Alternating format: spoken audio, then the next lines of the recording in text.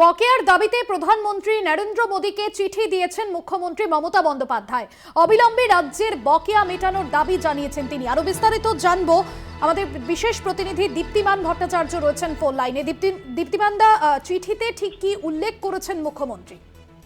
দেখো, যে চিঠি দেওয়া হয়েছে সেই চিঠিতে কিন্তু যে টাকাগুলো বকেয়া রয়েছে সেই টাকা নিয়ে একটা চিঠি দেওয়া হয়েছে এবং তিনি এখানে কিন্তু চিঠিতে উল্লেখ করেছেন যে তিনি তার সাথে দেখা করেছেন এবং পার্সোনালি দেখা করে তাকে রিকোয়েস্ট করেছিলেন যে এই টাকাগুলো যাতে তাকে দেওয়া হয়, সেই বিষয়েও তার সাথে কথা বলা হয়েছিল, কিন্তু এখনো পর্যন্ত টাকা আসেনি। তার পাশাপাশি তিনি একটি অভিযোগও করেছেন যে বেশ কয়েকটি জায়গায় কিন্তু কেন্দ্র সরকার যে লোগো লাগাতে বলছে, যে রং লাগাতে বলছে এবং স্কিমগুলোকে যে চেঞ্জ করতে বলা হচ্ছে, সেগুলো নিয়েও কিন্তু তিনি আপত্তি জানিয়েছেন।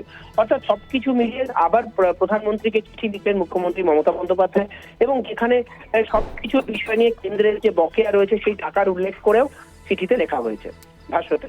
একদমই ধন্যবাদ জানাবো দীপ্তিমান ভট্টাচার্য, আমাদের বিশেষ প্রতিনিধি ছিলেন ফোন লাইনে। কেন্দ্রীয় প্রকল্পে লোগো রং ব্যবহার নয় এমনকি নামের ক্ষেত্রে আপত্তি রয়েছে, গৈরিকীকরণ করা হয়েছে, এর আগেও একাধিকবার তৃণমূলের তরফে বলা হয়েছিল। চিঠিতে সেই বিষয়ে উল্লেখ করা হয়েছে। পাশাপাশি রাজ্যে বিভিন্ন প্রকল্পের বকেয়া অবিলম্বে দিতে হবে এমনটাই উল্লেখ চিঠিতে।